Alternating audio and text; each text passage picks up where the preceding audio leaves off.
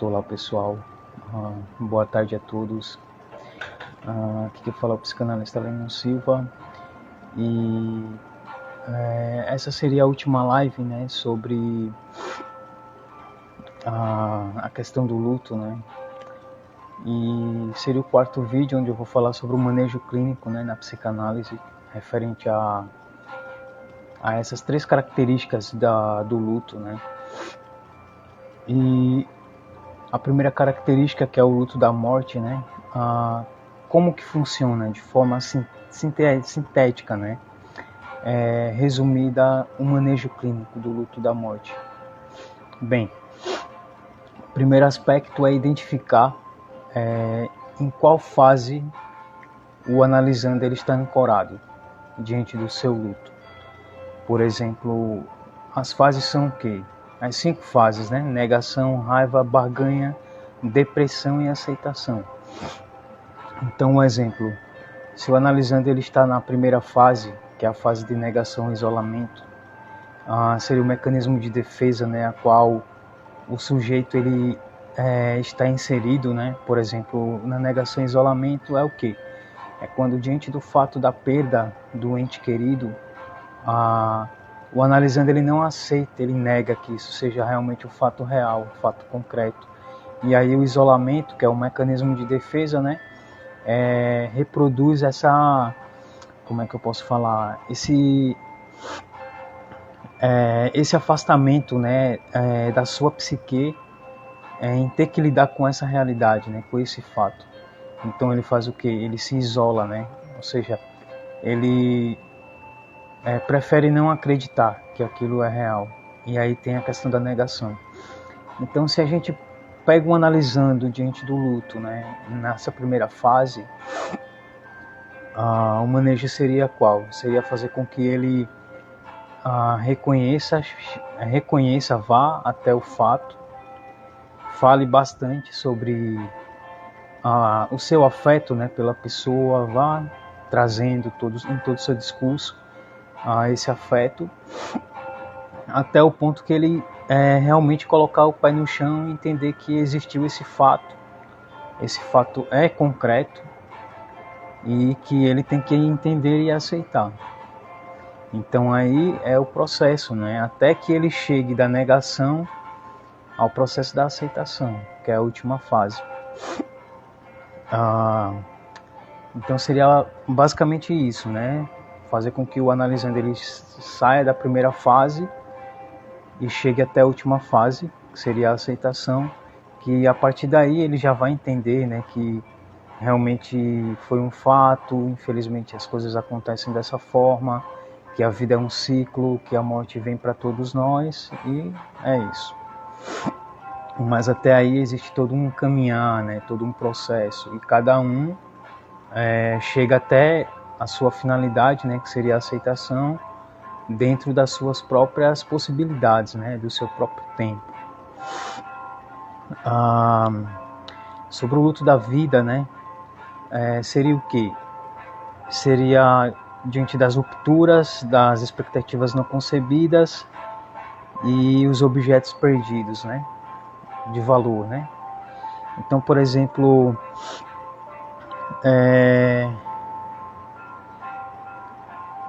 qual que seria o manejo para o luto da vida? Diante das rupturas, seria fazer com que o quê?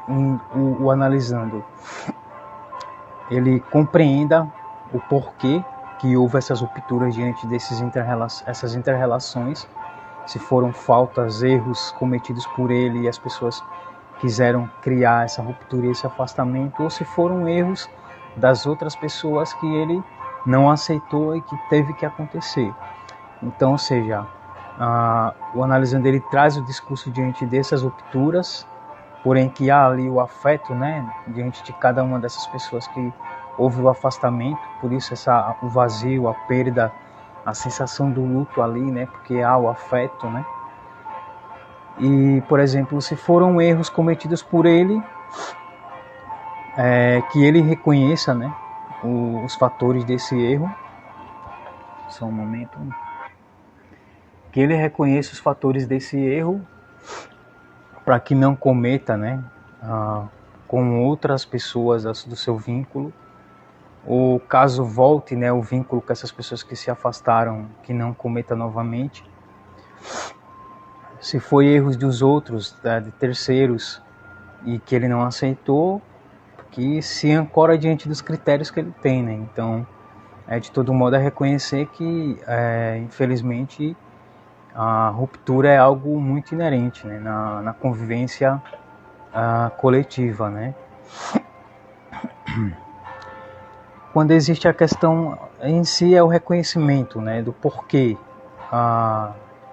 erros próprios ou erros alheios. É o reconhecimento de que a ruptura em si é muito natural e é necessária. Chegar até aí é necessária.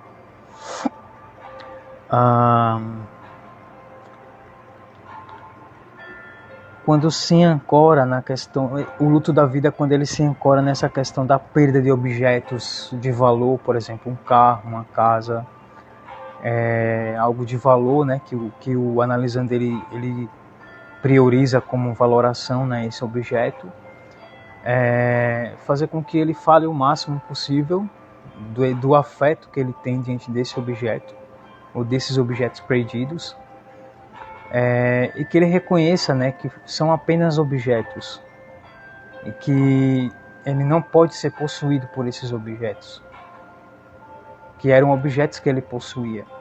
Então é como se esse afeto fizesse com que esses objetos possuíssem ele, ao invés dele o possuir.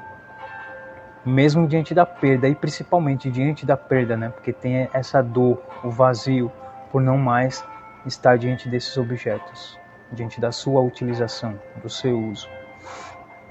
Então é entender que as perdas são inerentes e que ele pode obter outros objetos, talvez até melhor do que esses objetos que ele tinha. Quando se ancora diante das expectativas que não foram concebidas, por exemplo, de estar diante de uma garota que a pessoa sente um apreço e quer ter uma relação amorosa, afetiva, mas isso não se concretiza.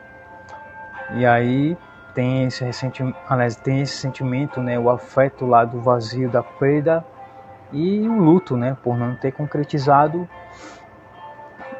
esse objetivo de estar lado a lado com a pessoa, né? Então, assim, qual seria o manejante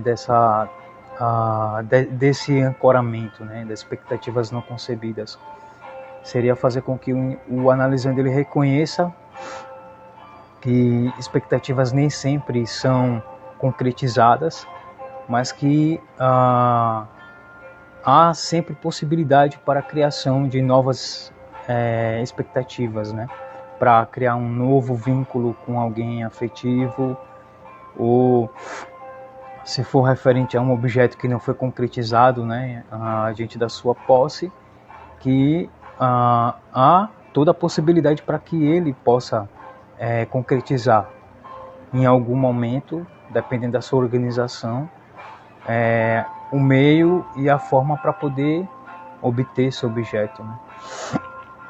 E o luto de si mesmo, que seria a melancolia, né? O manejo clínico é o quê? Identificar as fases históricas desse afeto, se ancora num lado mais primitivo, né, da infância, ou da adolescência, ou não tão primitivo assim, mas procurar entender, né, identificar em qual enquadramento que o analisando ele regride, né, ele volta-se para o seu passado para poder sentir satisfação, prazer, felicidade, né? Então, por exemplo, quando ele volta para a sua atualidade, para o seu presente, e ele se apega no seu passado, nas suas reminiscências, tem esse acesso do vazio, da dor, né, da falta daquele momento, daquelas pessoas, daquele lugar, daquele movimento. E aí também, quando existe o apego a esse afeto, a questão do luto, né, de si, seria esse processo melancólico, né? O sujeito ele compreende que ele perdeu algo dele em si mesmo, né? Diante do tempo, né? Só mais um momento.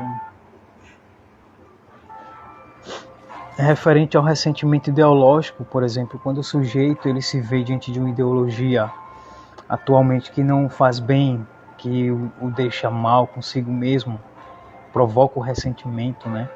A sensação de vazio, que aquilo ali não é uma coisa identificatória para aquilo que ele é de fato, né? Ou seja, de uma pessoa que tinha, como eu falei no vídeo anterior, uma formação política anarquista, comunista ou socialista, hoje é um indivíduo de uma formação política totalmente contrária, né? Tipo fascista ou neoliberal, por exemplo. E ele se sente ressentido, né? Isso não é para ele. E ele faz o quê? Ele valora o que era antes.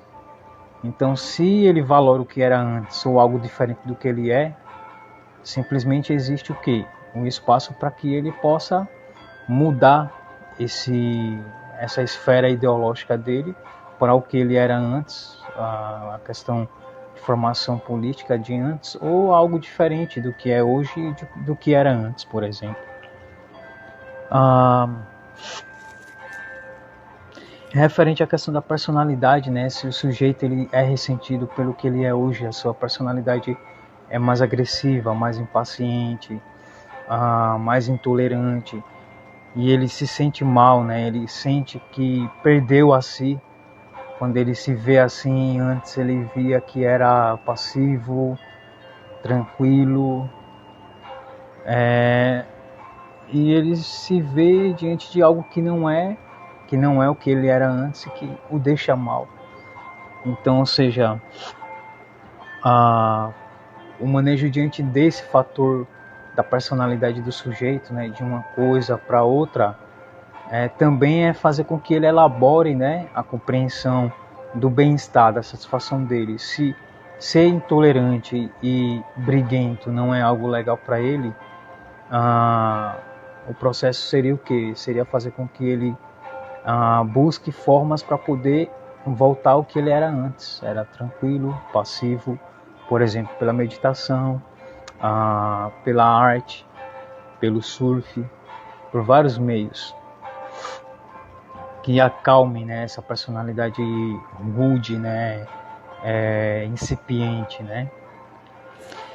E de forma conclusiva, né, o luto é o sofrimento por apego às reminiscências, né, ou seja, essas três esferas do luto, né, o luto da morte, o luto da vida e o luto de si mesmo, só mais um momento, se ancora no apego a esse afeto das lembranças, das reminiscências. E para concluir, de fato, né, tem uma frase muito interessante, né, que é o seguinte: sofremos mais por reminiscências do que pela própria realidade. Ou seja, quanto mais a gente se ampara diante do passado para poder mudar os nossos afetos, as nossas angústias, as nossas tristezas e tudo aquilo que nos deixa em conflito, né, com o nosso eu, certo? O nosso ego, ancorado no passado, nessa reminiscência, nesse processo mnemônico, muito mais complicado vai ser do sujeito lidar consigo mesmo, porque não tem como mudar o passado. Então, a única forma de mudar o potencial que temos de mudança é no nosso presente, no agora. O eu diante da sua consciência de si, que é a potencialidade fixa, né, concreta. Então, se a gente identifica os motivos e as causas dos nossos sofrimentos no agora, a gente tem todo o potencial para poder mudar essas causas e diminuir o nosso sofrimento. Mas não do passado, ou não das expectativas futuras, porque a gente não tem potencial para mudar nada disso, apenas o presente. É isso, espero que vocês tenham gostado. Até a próxima série de lives. Tchau, tchau.